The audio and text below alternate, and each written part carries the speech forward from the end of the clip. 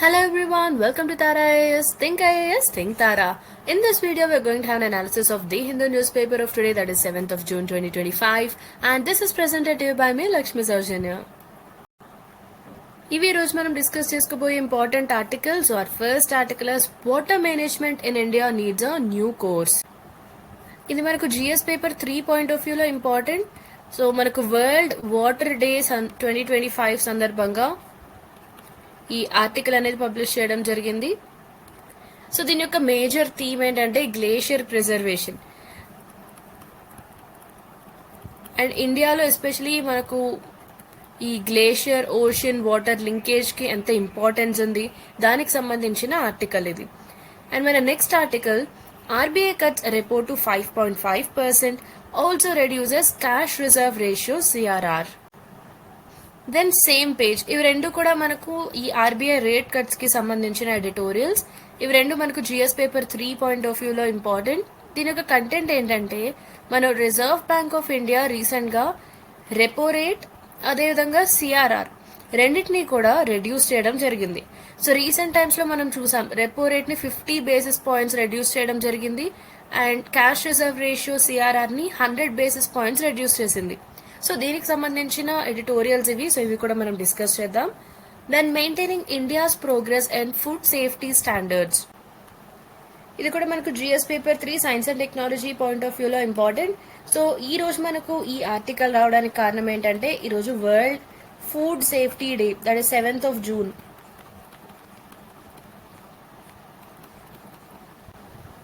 And దీని యొక్క theme వచ్చేసి food safety science in action. So ఈ వరల్డ్ ఫుడ్ సేఫ్టీ డే సందర్భంగా ఈ ఆర్టికల్ పబ్లిష్ చేయడం జరిగింది. సో దానికి సంబంధించిన డీటెయిల్స్ అన్ని మనం డిస్కస్ చేద్దాం. Then PM inaugurates rail projects in Jammu and Kashmir, reminds Pakistan of massive defeat.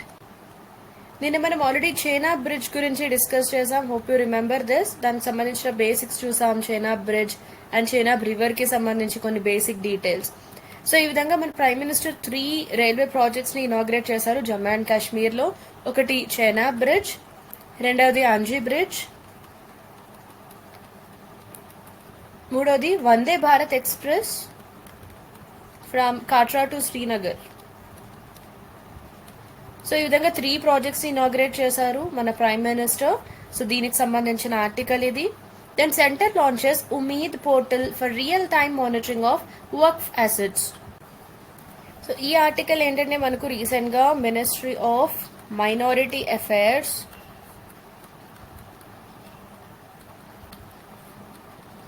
ఈ మినిస్ట్రీ రీసెంట్ గా మనకు ఉమీద్ పోర్టల్ అనేది లాంచ్ చేయడం జరిగింది. సో ఉమీద్ అంటే ఏంటంటే, it is unified waqf management empowerment efficiency and development. So ఈ పోర్టల్ ని లాంచ్ చేయడం జరిగింది for real time monitoring of Waqf assets. So ఈ పోర్టల్లో ఉన్న మేజర్ ఫీచర్స్ ఏమున్నాయి ఇవన్నీ మనం డిస్కస్ చేద్దాం. Then Shah launches BBA initiative to free governance from foreign language influence. So ఈ బీబీఏ అంటే ఏంటంటే, ఇట్ ఇస్ భారతీయ భాషా అనుభవ్. మన union home minister Amit Shah గారు దీన్ని లాంచ్ చేయడం జరిగింది. సో ఇది మన యూనియన్ హోమ్ మినిస్ట్రీ కింద ఒక కొత్త సెక్షన్ బీబీఏ. సో ఇదేంటంటే, మనకు గవర్నెన్స్ లో ఇండియన్ లాంగ్వేజెస్ ని ప్రమోట్ చేయడానికి and foreign language dependence and influence ని తగ్గించడానికి దీన్ని లాంచ్ చేయడం జరిగింది. సో ఇనిషియేటివ్ సంబంధించిన డీటెయిల్స్ అన్ని కూడా ఈ ఆర్టికల్లో భాగంగా డిస్కస్ చేద్దాం.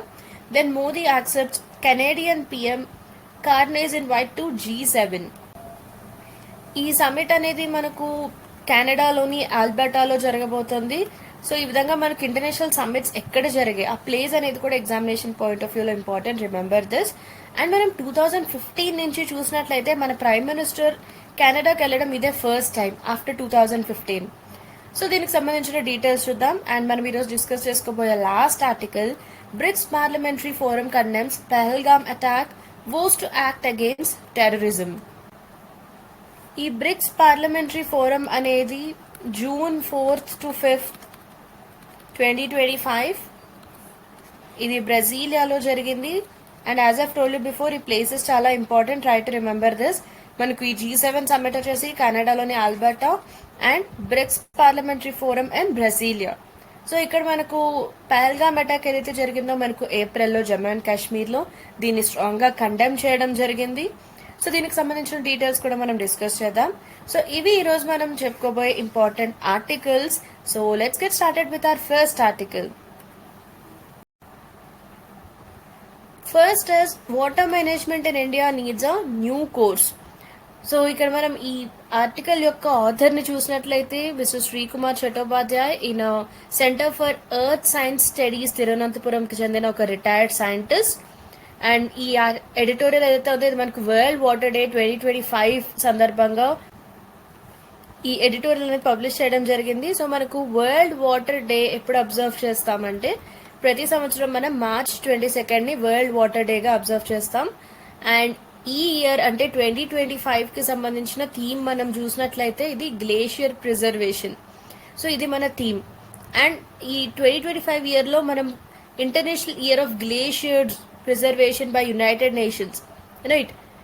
సో ఆ విధంగా కూడా డిక్లేర్ చేయడం జరిగింది. బికాస్ మార్చ్ 21 ఏదైతే ఉందో ఆ రోజు మనం వరల్డ్ డే ఫర్ గ్లేషియర్స్గా అబ్జర్వ్ చేయడం జరిగింది ఫస్ట్ టైం, రైట్. సో ఈ ఇయరే 2025లోనే ఈ విధంగా మార్చ్ 21 అనే డేట్ ఏదైతే ఉందో ఆ డేట్ని వరల్డ్ డే ఫర్ గ్లేషియర్స్గా అబ్జర్వ్ చేయడం జరిగింది, రైట్.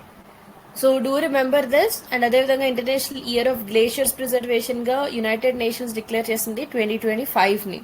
సో మన గ్లేషియర్స్కి సంబంధించి వరల్డ్ వాటర్ డేకి సంబంధించి ఈ డీటెయిల్స్ అనేవి important, try to remember this. So దీనికి సంబంధించి అదర్ డీటెయిల్స్ చూద్దాం.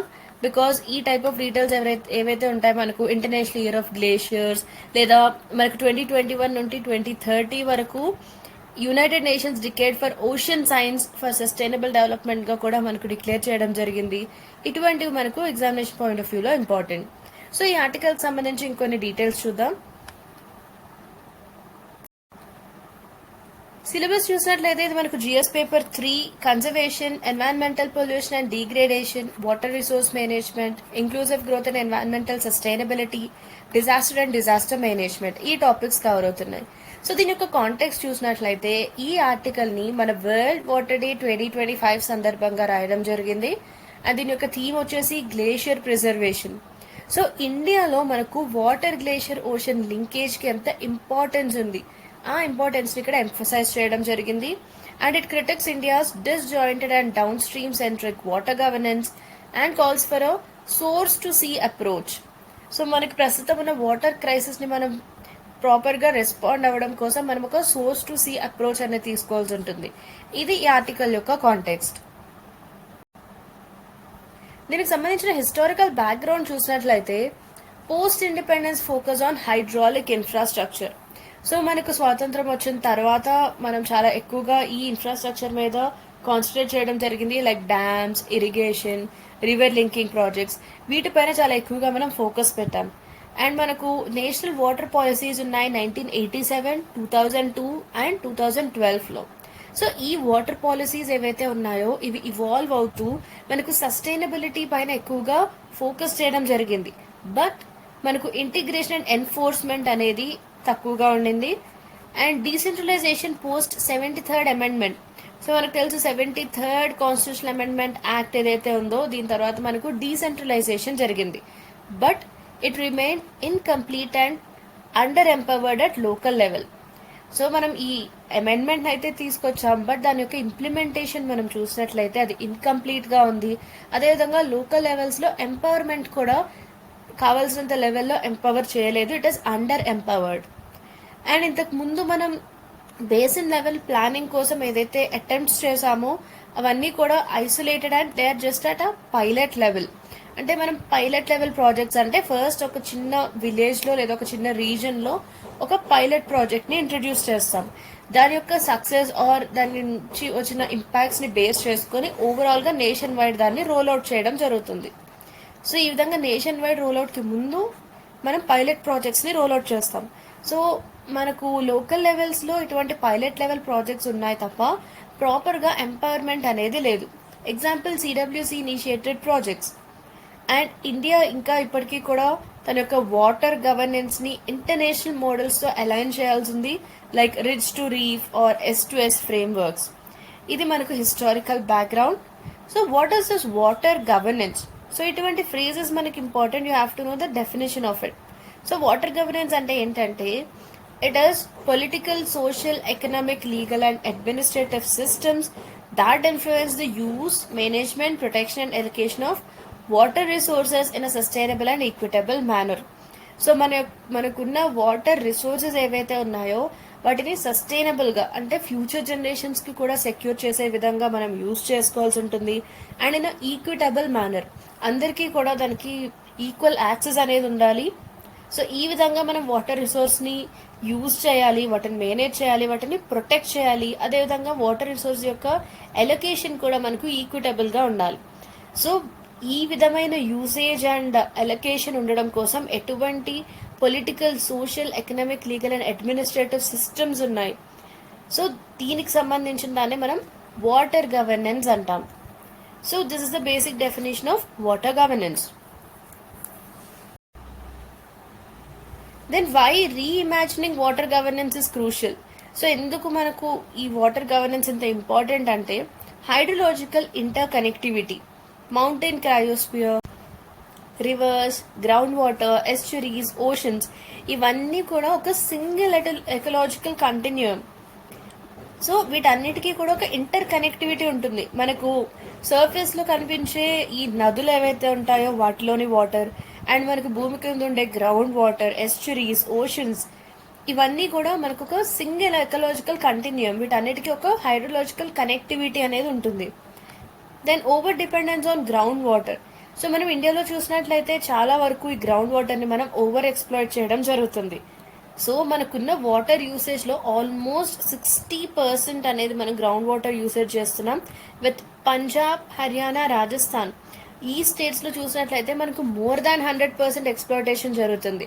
అంటే మనకు ఈ గ్రౌండ్ వాటర్ ఏదైతే ఉందో, మన భూమి కింద ప్రవహించే ఈ వాటర్ ఏదైతే ఉందో అండర్ గ్రౌండ్ వాటర్, ఈ అండర్ గ్రౌండ్ వాటర్ రిసోర్సెస్ మనకు రెయిన్స్ అవి వచ్చినప్పుడు రీఫిల్ అవుతాయి. సో ఆ విధమైన రీఫిల్లింగ్ కెపాసిటీ అనే దాని వరకు మనం యూజ్ చేయాలి. బట్ దాన్ని మించి 100% కంటే ఎక్కువగా ఎక్స్ప్లాయిట్ చేయడం జరుగుతుంది.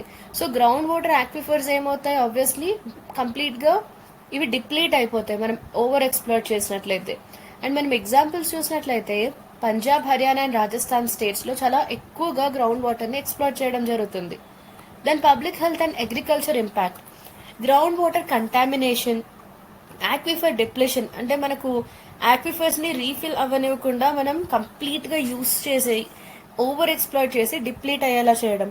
And erratic supply, this worsens rural distress.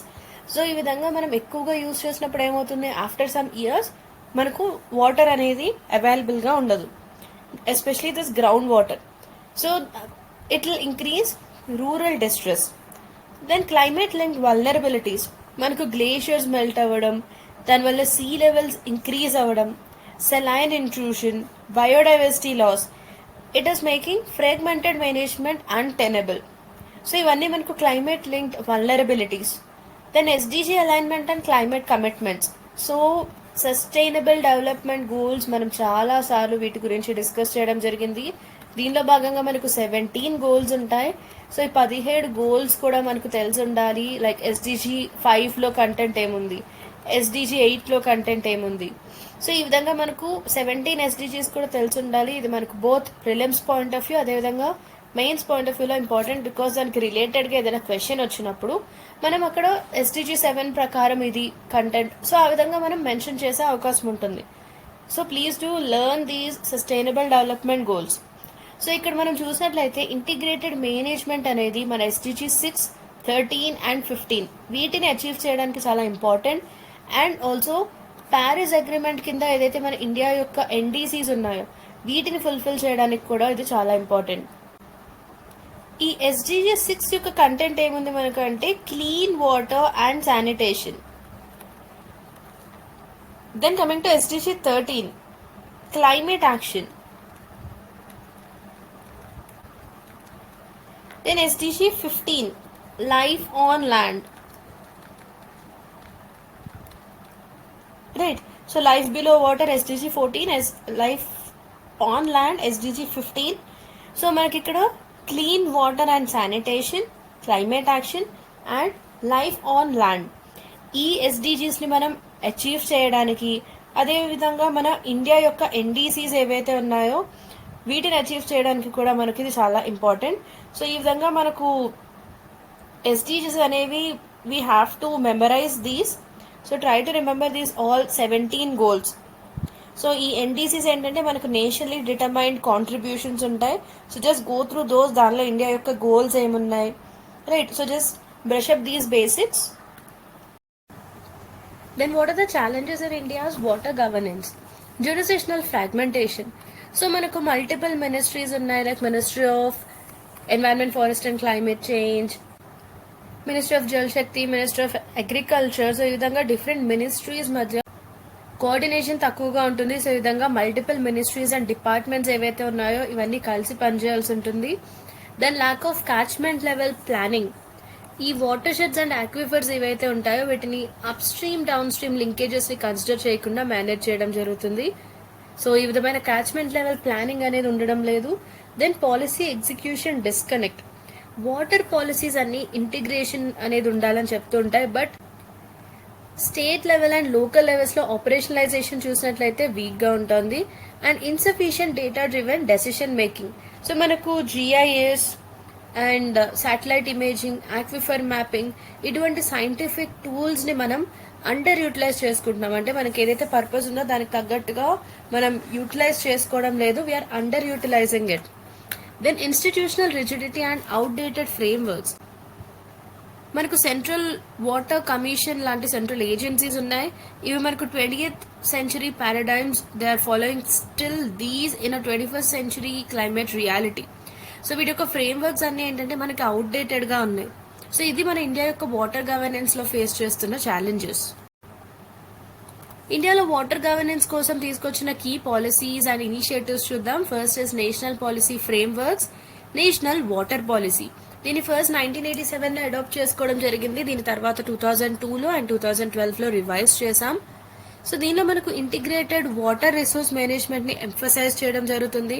దాంతోపాటుగా demand side efficiency, participatory governance and ground water regulation are emphasized. Then national water policy 2012 చూసినట్లయితే దీనిలో మనకి వాటర్ని ఒక ఎకనామిక్ గూడ్గా ప్రపోజ్ చేశారు, but this triggered debate over pricing and equity. Then draft national water framework bill 2016. So దీని యొక్క major aim ఏంటంటే to create and overarching legal architecture for water governance. So ఇదొక రివర్ బేసిన్ లెవెల్ గవర్నెన్స్ మోడల్ని propose చేసింది.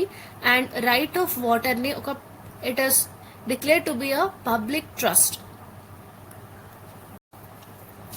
Then coming to institutional mechanisms, మనకు central ground water authority ఉంది. ఇది మన గ్రౌండ్ వాటర్ ఎక్స్ట్రాక్షన్ రెగ్యులేట్ చేస్తుంది via NOCs and especially ఈ over exploited areas ఏవైతే ఉన్నాయో వీటిని మానిటర్ కూడా చేస్తుంది.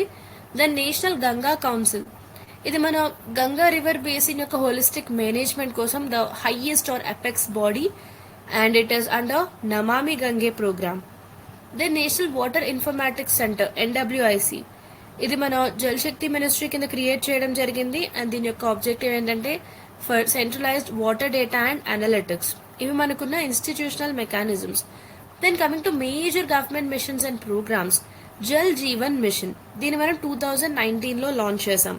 సో ఇది దేనికోసం అంటే 2024 వరకు ఫంక్షనల్ హౌస్ హోల్డ్ ట్యాప్ కనెక్షన్స్ని ప్రొవైడ్ చేయడమే దీని యొక్క objective. And also community based approach for rural drinking water supply. Then Atal Bhujal Yojana or Atal Jal, ఇదొక World Bank supported programme from 2019 to 2025. ఇది ఎస్పెషలీ వాటర్ స్ట్రెస్డ్ బ్లాక్స్లో గ్రౌండ్ వాటర్ మేనేజ్మెంట్ కోసం ఇంట్రడ్యూస్ చేయడం జరిగింది. సో ఇక్కడ మనకు ఫోకస్ వచ్చేసి panchayat level water budgeting and community participation పైన ఉంటుంది. దెన్ వీ హావ్ జల్ శక్తి అభియాన్, ఇది ఒక క్యాంపెయిన్ మోడ్ ఇనిషియేటివ్. దీని యొక్క ఫోకస్ మనకు water conservation, rain water harvesting and మన ట్రెడిషనల్ వాటర్ బాడీస్ని రెజ్యువినేట్ చేయడం, ఇవి దీని యొక్క ఫోకస్ ఏరియాస్. దెన్ నమామి గంగే ప్రోగ్రామ్, సో ఇది గంగా రివర్ కన్జర్వేషన్ కోసం తీసుకొచ్చిన ఒక మిషన్. సో దీనిలో మనకి ఎఫారెస్టేషన్ అంటే మొక్కల్ని పెంచడం, STPs, industrial effluent regulation, industries నుండి ఏదైతే మనకి ఎఫ్లూయెంట్స్ రిలీజ్ అవుతాయో వాటిని రెగ్యులేట్ చేయడం, రివర్ సర్ఫేస్ని క్లీన్ చేయడం, ఇవన్నీ దీనిలో భాగంగా ఉంటాయి. దెన్ నేషనల్ హైడ్రాలజీ ప్రాజెక్ట్, దీని యొక్క ఎయిమ్ ఏంటంటే మన వాటర్ రిసోర్స్ మానిటరింగ్ని ఇంప్రూవ్ చేయడం, flood forecasting, real time decision support via hydrometeorological networks. Finally, what is the way forward? Mainstream the source to see S2S model. So మనం ఈ S2S మోడల్ని తీసుకురావాల్సి ఉంటుంది. దీనిలో మనకు fresh water, estuarine and coastal water governance వీటన్నిటిని కూడా ఒక సింగిల్ యూనిఫైడ్ ఫ్రేమ్వర్క్ కింద ఇంటిగ్రేట్ చేయాలి. Then empower local institutions. So మనకు panchayats, municipalities, river basin authorities ఇటువంటి ఈ లోకల్ ఇన్స్టిట్యూషన్స్ని మనం ఎంపవర్ చేయాలి. సో వీటికి ఫండ్స్ని ప్రొవైడ్ చేయాలి. We have to provide them with functionaries and also data. Then converge water linked policies. So మనకున్న irrigation, sanitation, urban development, coastal management వీటన్నిటిని కూడా ఇంటిగ్రేటెడ్ వాటర్ ప్లానింగ్ కింద తీసుకురావాల్సి ఉంటుంది. Then revise national institutions. ఒక నేషనల్ వాటర్ కౌన్సిల్ని establish చేయాలి and legally mandate inter ministerial coordination. So మనం ఇందాక చెప్పుకున్నాం ఆల్రెడీ, డిఫరెంట్ మినిస్ట్రీస్ మధ్య కోఆర్డినేషన్ ఉండాలి and like ministry of Jal Shakti, ministry of agriculture, ministry of environment, forest and climate change. ఈ విధంగా మనకు డిఫరెంట్ మినిస్ట్రీస్ అండ్ డిపార్ట్మెంట్స్ మధ్య ఈ ఇంటర్ మినిస్ట్రియల్ కోఆర్డినేషన్ని కూడా మనం ఎన్హాన్స్ చేయాలి. Then invest in green infrastructure, wetland రెస్టోరేషన్ని, ఎకలాజికల్ బఫర్స్, రీఛార్జ్ జోన్స్ వీటిని మనం ప్రమోట్ చేయాల్సి ఉంటుంది so that we can augment water resilience.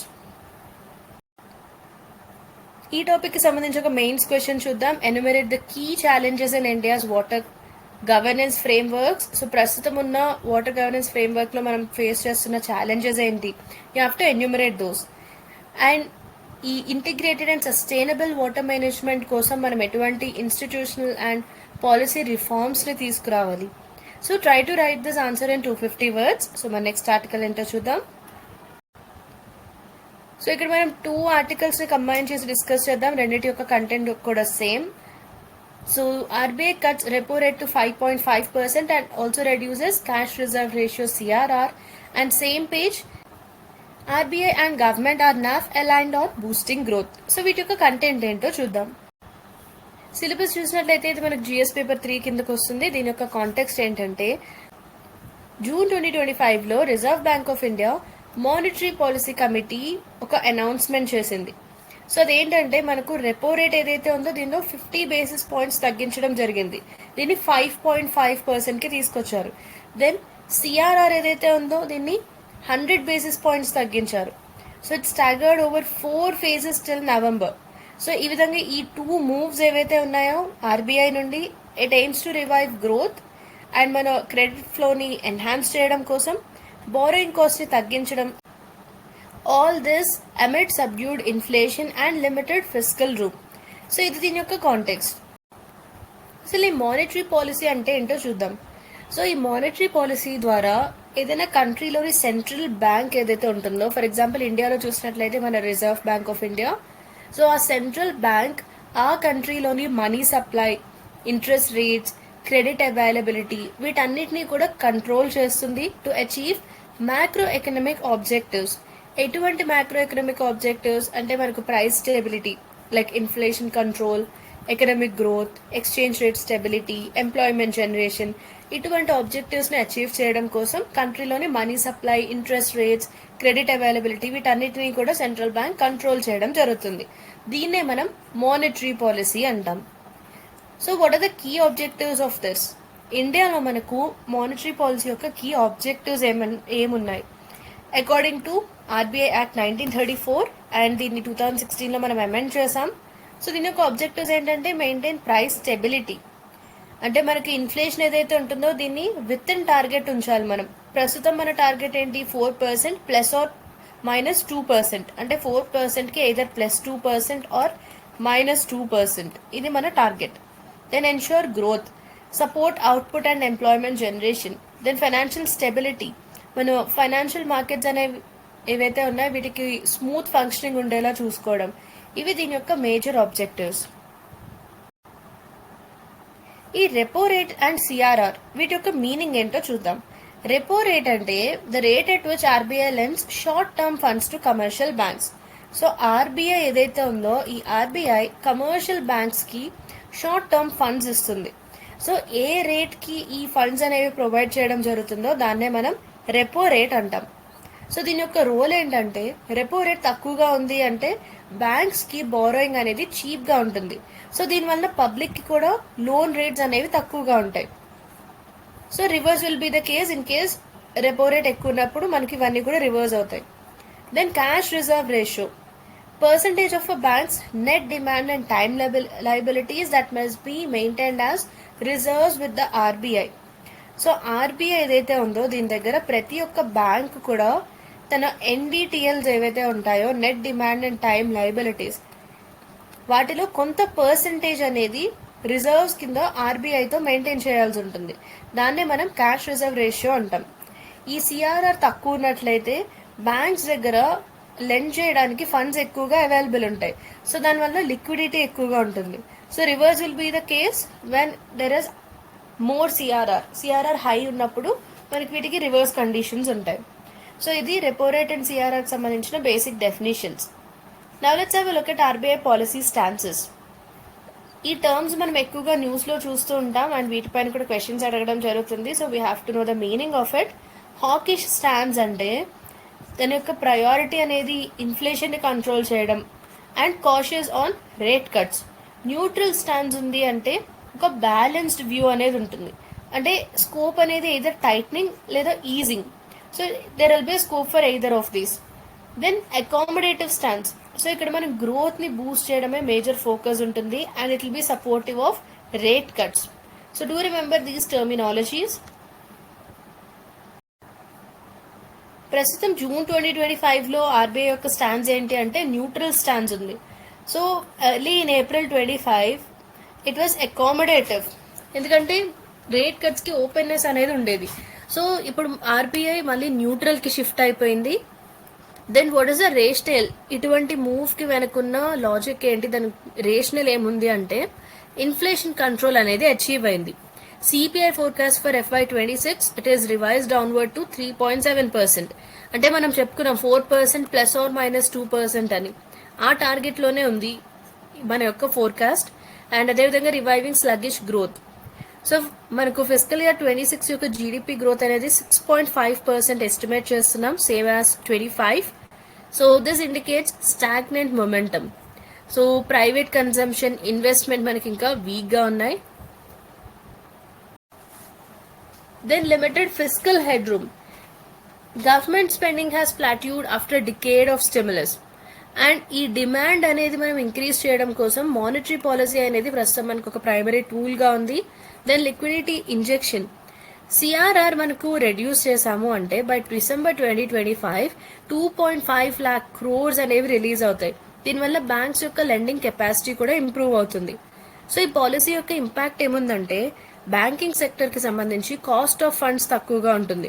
So దానివల్ల లిక్విడిటీ ఇంప్రూవ్ అవుతుంది.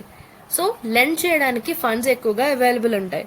Coming to consumers, EMIs reduce అవుతాయి అండ్ హౌసింగ్కి క్రెడిట్ అనేది యాక్సెస్ ఈజీగా ఉండబోతోంది, even for vehicles also.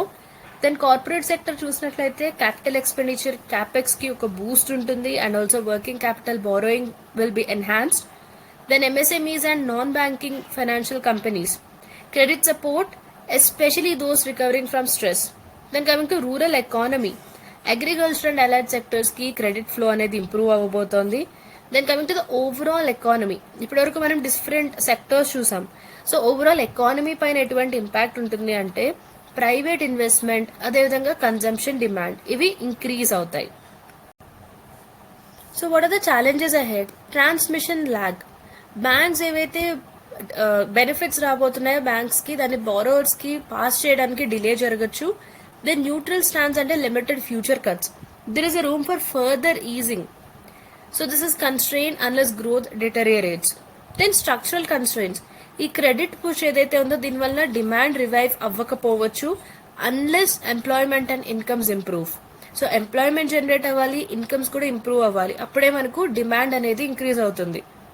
Then external risks, crude oil prices, global market volatility, and monsoon uncertainty లాంటి weather events ఇవి కూడా మనకు ఇన్ఫ్లేషన్ని ఎఫెక్ట్ చేస్తాయి. Then NBFC and MFI stress continues. లిక్విడిటీని పెంచినప్పటికీ కూడా మనకు మైక్రో ఫైనాన్స్ అండ్ అన్సెక్యూర్డ్ లోన్స్కి సంబంధించి credit quality it still remains fragile. Finally what is the way forward? Rate transmission అనేది మనం ఎన్ష్యూర్ చేయాలి. దెన్ టార్గెటెడ్ లిక్విడిటీ మెజర్స్ అంటే మన యొక్క MSMEs, rural borrowers and informal credit networks వీటిని మనం సపోర్ట్ చేయాలి. అండ్ అదేవిధంగా ఫిజికల్ పాలసీతో కోఆర్డినేట్ చేసుకోవాలి. Then monitor inflation risks. Then also boost consumption and jobs. So monetary ఈజింగ్తో పాటుగా మనం లేబర్, హౌసింగ్ అండ్ ఎంఎస్ఎంఈ సెక్టర్స్లో కూడా మనం స్ట్రక్చరల్ రిఫార్మ్స్ని తీసుకురావాల్సి ఉంటుంది. మన next article maintaining India's progress and food safety standards. Syllabus చూసినట్టయితే ఇది మనకి GS paper 3 SNT point of వ్యూలో ఇంపార్టెంట్. దీని యొక్క కాంటెక్స్ట్ ఏంటంటే ఈరోజు మనకు June 7th world food safety డేని అబ్జర్వ్ చేయడం జరుగుతుంది. అండ్ 2025 థీమ్ వచ్చేసి food safety science and action. So it offers a timely opportunity to assess India's food safety journey. So మన ఇండియా యొక్క ఫుడ్ సేఫ్టీ జర్నీ చూసినట్లయితే 1954లో prevention of food adulteration act తీసుకుని వచ్చాం. అండ్ మనకి రీసెంట్గా food safety and standards act 2006 కూడా ఉంది. సో ఈ 1954 యాక్ట్ నుండి 2006 యాక్ట్ వరకు చూసినట్లయితే India has shifted from a binary adulteration model to a risk based scientific regulatory framework. So మనకు ఎఫ్ఎస్ఎస్ఏఐ చాలా ప్రోగ్రెస్ ఉండింది దీనివల్ల.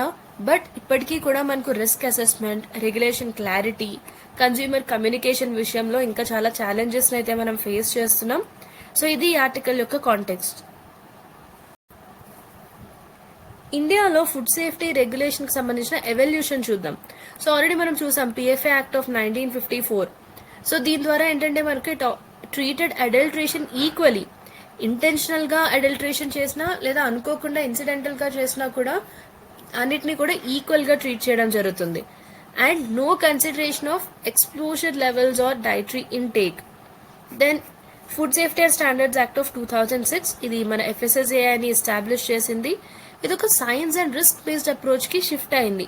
సో 1954 నుండి 2006 యాక్ట్కి చూసినట్లయితే మనం ఈ విధమైన చేంజ్ అయితే తీసుకురావడం జరిగింది. Then it aligned India with Codex Alimentarius standards. Then FSSAI's regulatory advances 2020 తర్వాత. సో దీనిలో ఏంటంటే పెస్టిసైడ్స్కి మ్యాక్సిమం రెసిడ్యూ లిమిట్స్ని సెట్ చేయడం అండ్ అదేవిధంగా ఎడిటివ్స్కి యాక్సెప్టబుల్ డైలీ ఇంటేక్స్ ఏముంటాయి అనేది డిఫైన్ చేయడం and adapted total diet studies model for exposure assessment. ఇండియాలోని ఫుడ్ సేఫ్టీ సిస్టమ్కి మనం ఫేస్ చేస్తున్న ఛాలెంజెస్ ఏంటంటే lack of India specific toxicological data. So మనకు ప్రస్తుతం ఉన్న నార్మ్స్ అన్ని కూడా గ్లోబల్ డేటా సెట్స్ పైన డిపెండ్ అయి ఉన్నాయి. అండ్ ఈ టీడీఎస్ అనేది ఇంకా it has to become wide spread are periodic. Then poor risk communication. మనకి కొన్ని కన్ఫ్యూజింగ్ టర్మ్స్ ఉన్నాయి, పీపీఎం, పీపీబీ అని. ఇవి పబ్లిక్కి వీటికి సంబంధించి క్లియర్ ఎక్స్ప్లెనేషన్ అనేది లేదు, ప్రాపర్ అవేర్నెస్ అనేది కూడా లేదు. సో ఈ టర్మ్స్ చాలా కన్ఫ్యూజింగ్గా ఉన్నాయి. Example, revising MRL for pesticides, it led to misinterpretation as reduced safety. So దీన్ని మిస్ఇంటర్ప్రిట్ చేయడం జరిగింది సేఫ్టీని రెడ్యూస్ అవుతుంది అని. సో ఈ విధంగా కొన్ని టర్మ్స్తో మనకు కన్ఫ్యూజన్ అనేది ఉంది. సో దీనివల్ల మనం ఈ రిస్క్ ఏదైతే ఉందో దాన్ని ప్రాపర్గా కమ్యూనికేట్ చేయాలి. Then legacy regulations and outdated labels. మనకు MSG ఉంది, monosodium glutamate. It still carries misleading warnings. And ఇండియాలో మనకు గ్లోబల్ సైంటిఫిక్ కాన్సెన్సస్ ఉన్నప్పటికీ కూడా మన దగ్గర అయితే ఓల్డ్ నార్మ్సే ఉన్నాయి. Then public fear versus scientific evidence. Emotional responses they outweigh scientific data and regulatory debates. Then miscommunication వల్ల ఏమవుతుంది, రెగ్యులేటర్స్ పైన డిస్ట్రస్ట్ అనేది బిల్డ్ అవుతుంది. So these are the challenges. Finally what is the way forward? A science driven path to food safety. So మనకు India స్పెసిఫిక్గా total diet studies అనేవి conduct చేయాల్సి ఉంటుంది to measure cumulative food contaminant exposure. And risk communication ఏదైతే ఉందో దీన్ని మనం strengthen చేయాలి. అంటే కన్ఫ్యూజన్ వచ్చేలా కాకుండా సింపుల్ రిలేటబుల్ టర్మ్స్ని యూజ్ చేసి పబ్లిక్ అవేర్నెస్ క్యాంపెయిన్స్ అనేవి కండక్ట్ చేయాలి. దెన్ మనకున్న అవుట్డేటెడ్ రెగ్యులేషన్స్ని అప్డేట్ చేయాలి with current global science. Then improve scientific capacity of regulators. So మన రిస్క్ అసెసర్స్ అండ్ డెసిషన్ మేకర్స్కి సంబంధించిన ట్రైనింగ్ కోసం మనం కొంత ఇన్వెస్ట్ చేయాల్సి ఉంటుంది. అండ్ రెగ్యులేటరీ ప్రాసెసెస్లో కూడా ట్రాన్స్పరెన్సీని ఇంక్రీజ్ చేయాలి. Then foster stakeholder engagement. So మనకు పాలసీ మేకింగ్లో ఇండస్ట్రీ, కన్స్యూమర్స్, సైంటిస్ట్ అండ్ NGOsని కూడా ఇంక్లూడ్ చేయాలి. మన next article, prime minister inaugurates rail projects in Jammu and Kashmir, reminds Pakistan of massive defeat. దీని యొక్క కాంటెక్స్ట్ ఏంటంటే, ప్రైమ్ మినిస్టర్ నరేంద్ర మోదీ గారు జమ్మూ అండ్ కాశ్మీర్ లో 3 ఇంపార్టెంట్ రైల్వే ప్రాజెక్ట్స్ ని ఇనాగరేట్ చేయడం జరిగింది. ఫస్ట్ వచ్చేసి చెనాబ్ బ్రిడ్జ్. ఇది ప్రపంచంలోనే highest railway arch bridge. So దీని గురించి మనం నిన్నటి సెషన్ లో కూడా డిస్కస్ చేసాం. చెనాబ్ బ్రిడ్జ్ గురించి, దాంతో పాటుగా చెనాబ్ రివర్ కి సంబంధించిన బేసిక్స్ కూడా. So if you have missed it, please do go through that. And Anji bridge, ఇది India's first cable stayed railway bridge. దీంతో పాటుగా మన కట్రా అండ్ శ్రీనగర్ ని కనెక్ట్ చేసే ఒక వందే భారత్ ఎక్స్ప్రెస్ ని కూడా ఇనాగ్రేట్ చేయడం జరిగింది. ఇది Jammu reason and Kashmir reason ని కనెక్ట్ చేసే first ever passenger train. So ఈ విధంగా మన జమ్మూ అండ్ కాశ్మీర్ రీజన్ ని ఇండియన్ మెయిన్ ల్యాండ్ తో మోడర్న్ రైల్వే ఇన్ఫ్రాస్ట్రక్చర్ ద్వారా ఇంటిగ్రేట్ చేసే ఒక హిస్టారికల్ మైల్ స్టోన్ ఈవెంట్ ఇది.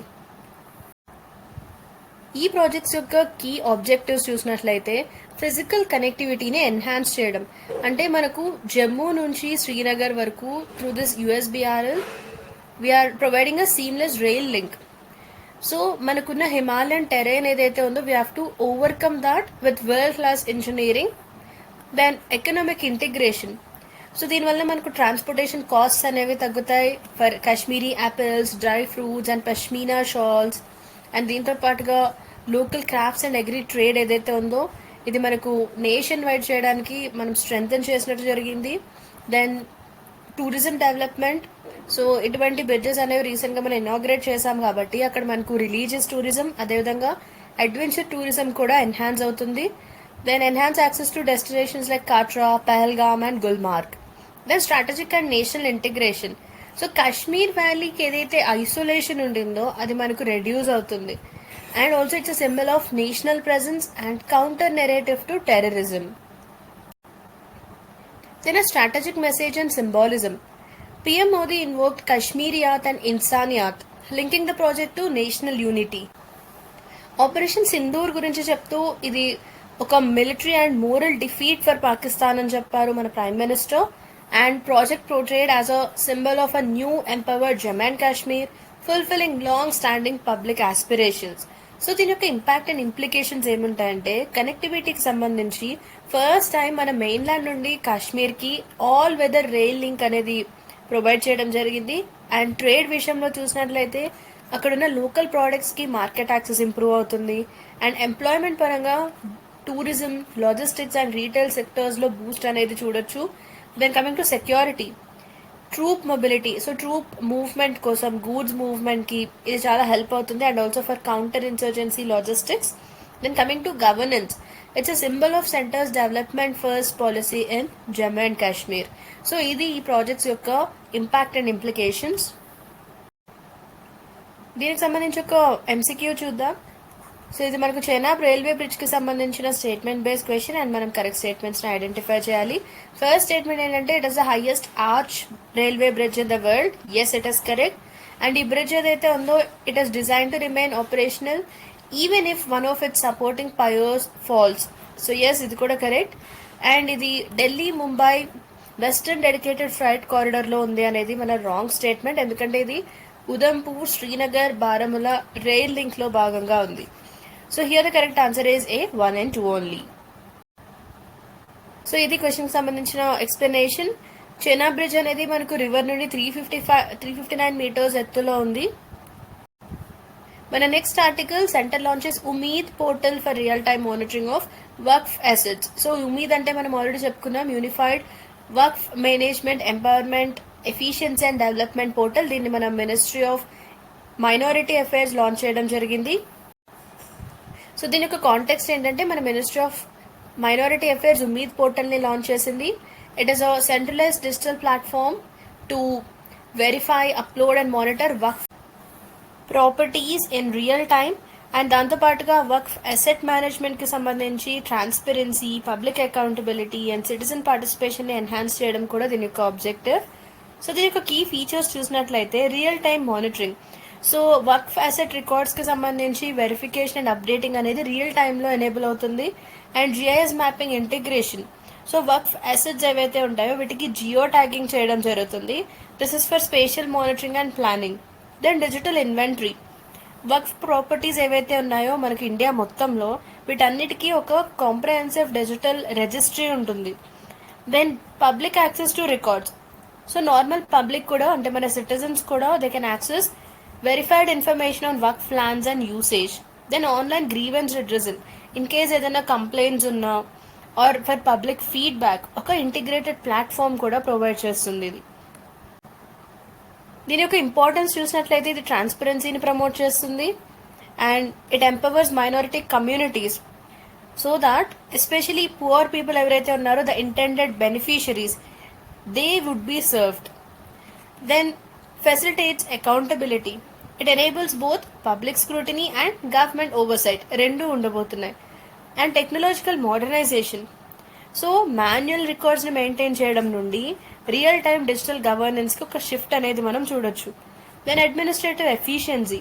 సో ఇది property management, lease monitoring, financial tracking వీటన్నిటిని స్ట్రీమ్ లైన్ చేస్తుంది.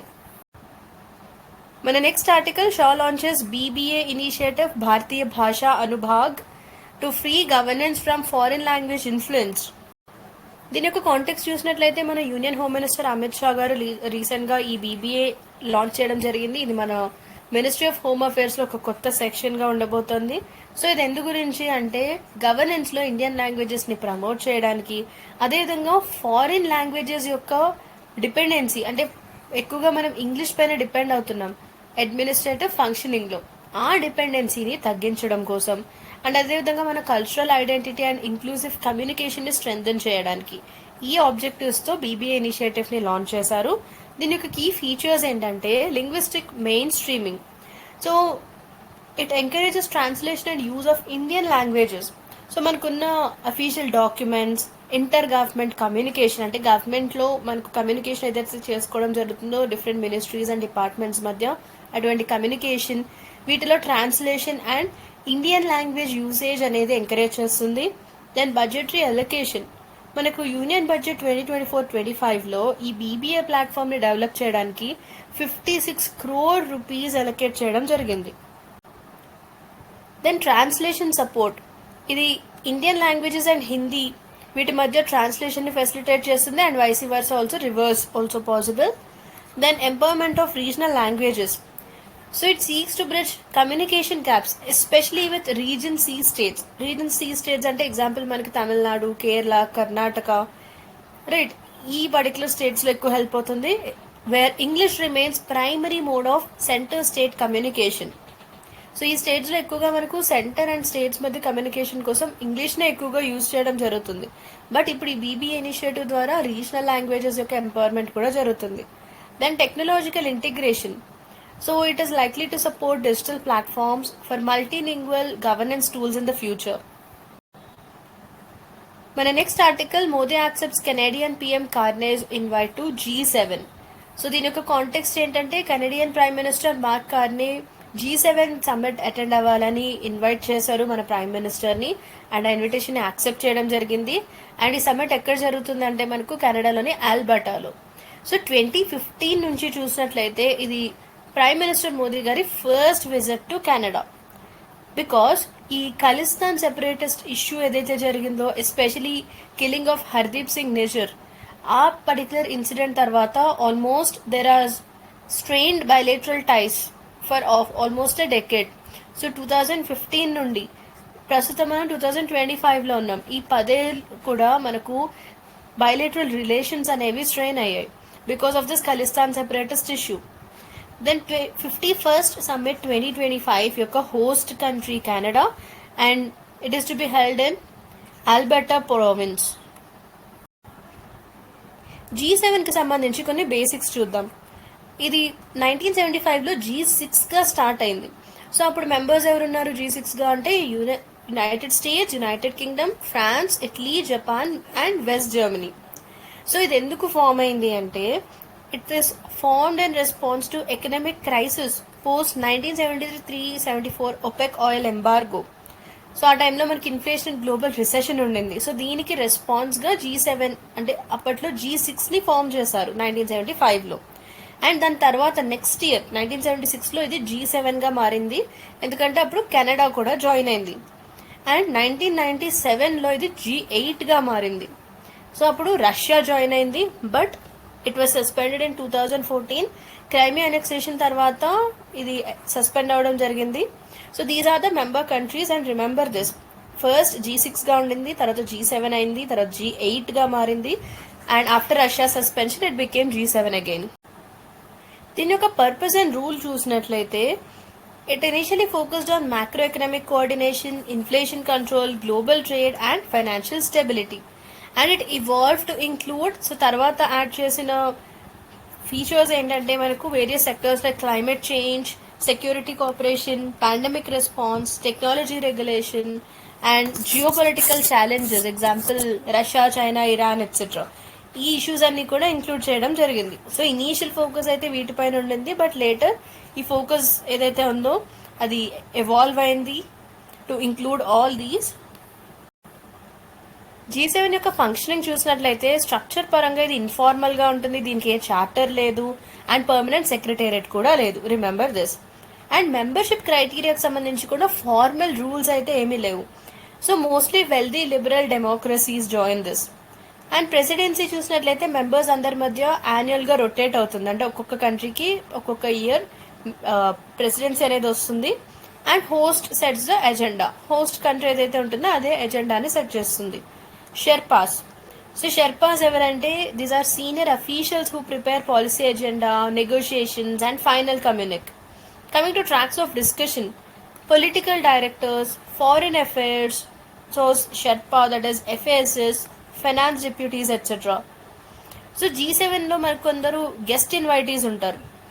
So remember that India is not a permanent member. G7లో ఇండియా పర్మనెంట్ మెంబర్ కాదు.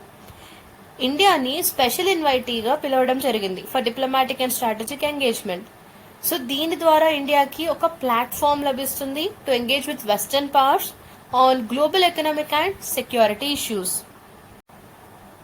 మన next article, BRICS parliamentary forum condemns Pahalgam attack, vows to act against terrorism. So June 4th to 5th 2025 బ్రెజిలియాలో BRICS parliamentary forum జరిగింది.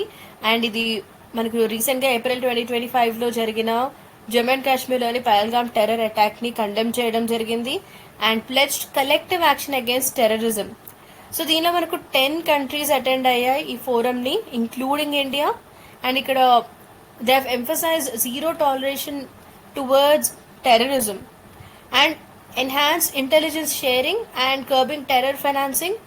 ప్రస్తుతం chairman గా ఉంది India, so the current chair is India and it will host next edition in 2026. Remember this, 2026లో next edition యొక్క host ఎవరంటే ఇండియానే.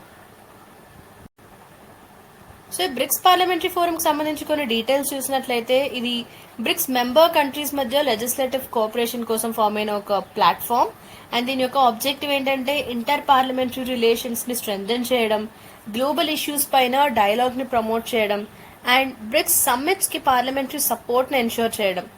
And next year మనం already చెప్పుకున్నాం 2026లో ఇండియా హోస్ట్ చేయబోతోంది and that will be 12th edition. Recent meeting అనేది బ్రెజిల్లోని బ్రెజిలియాలో జరిగింది June 4th to 5th 2025.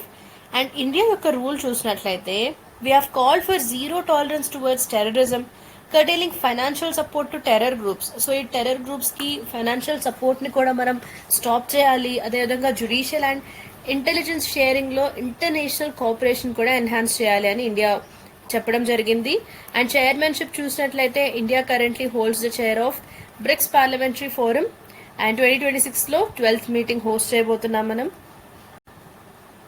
Bricks కి సంబంధించి కొన్ని బేసిక్ డీటెయిల్స్ చూద్దాం. దీని యొక్క టైప్ చూసినట్లయితే ఇది ఒక inter governmental informal grouping of emerging economies and founded by Brazil, Russia, India, China. అంటే ఇది ఫస్ట్ బ్రిక్ గా స్టార్ట్ అయింది. సో తర్వాత 2010లో సౌత్ ఆఫ్రికా జాయిన్ అయిన తర్వాత ఇది బ్రిక్స్ గా మారింది. అండ్ 2024లో ఎక్స్పాండ్ అయింది, కొంతమంది న్యూ మెంబర్స్ యాడ్ అయ్యారు like Iran, United Arab Emirates, Egypt and Ethiopia. Saudi Arabia invited but membership not yet formalised. So Saudi Arabia యొక్క మెంబర్షిప్ ఇంకా ఫార్మలైజ్ చేయలేదు. దెన్ అర్జెంటీనా ఇనీషియల్ గా యాక్సెప్ట్ చేసింది బట్ 2024లో join అవడానికి డిక్లైన్ చేయడం జరిగింది. So just remember these. So here you can see the existing countries and new countries. So just go through this. Coming to the origin and evolution, first brick summit అనేది 2009లో రష్యాలోని ఎకటెరిన్బర్గ్ లో జరిగింది. And 2010లో south Africa join అయిన తర్వాత ఇది bricks గా మారింది. So bricks plus format లో it reflects on going expansion and influence beyond founding members. దీని యొక్క సిగ్నిఫికెన్స్ ఏంటంటే మనకు ఎకనామిక్ క్లౌట్ 2024లో కొన్ని కంట్రీస్ యాడ్ అయ్యాయని మనం చెప్పుకున్నాం. దానికంటే ముందు ఆ ఎడిషన్ ముందు గ్లోబల్ జీడిపిలో ఆల్మోస్ట్ 35% అండ్ గ్లోబల్ పాపులేషన్ లో almost it has accounted for 46%, almost half. Then global governance role, ఇది G7 ఏదైతే ఉందో దీనికి ఒక కౌంటర్ బ్యాలెన్స్ గా చెప్పడం జరుగుతుంది. సో మనం ఆల్రెడీ ఈ రోజు సెషన్ లోనే G7 గురించి కూడా డిస్కస్ చేసాం, అదేవిధంగా బ్రిక్స్ గురించి కూడా డిస్కస్ చేయడం జరిగింది. సో G7 కి ఒక కౌంటర్ బ్యాలెన్స్ జరిగే విధంగా బ్రిక్స్ ని ఏర్పాటు చేయడం జరిగింది. Then it challenges western dominated institutions like international monetary fund, world bank, ఇటువంటి వెస్టర్న్ డామినేటెడ్ ఇన్స్టిట్యూషన్స్ ఇది ఛాలెంజ్ చేస్తుంది. ఇది మనకు బ్రిక్స్ యొక్క significance. Here we have the most awaited initiative, that is AnthroMap, that is Master Anthro through PYQs by Sairam sir. So దీని యొక్క features చూసినట్లయితే మనకు మొత్తం ఆంథ్రోపాలజీ సిలబస్ అంతా కూడా PYQ అంటే ప్రీవియస్ ఇయర్ క్వశ్చన్స్ యొక్క థీమ్స్ ద్వారా రివైజ్ చేయడం జరుగుతుంది. అండ్ దీనిలో మీకు best quality model answers provide చేస్తాం with embellishments, value addition boxes and case studies and system based answer writing. And 2 comprehensive tests ఉంటాయి with evaluation and membership calls with faculty and also current affairs enrichment. So please do go through this course and enroll now. That's all about the important articles of today. Hope you have liked this video. Please do like, share and subscribe to our channel for more interesting content for UPSC. Thank you so much for watching this session. Bye bye.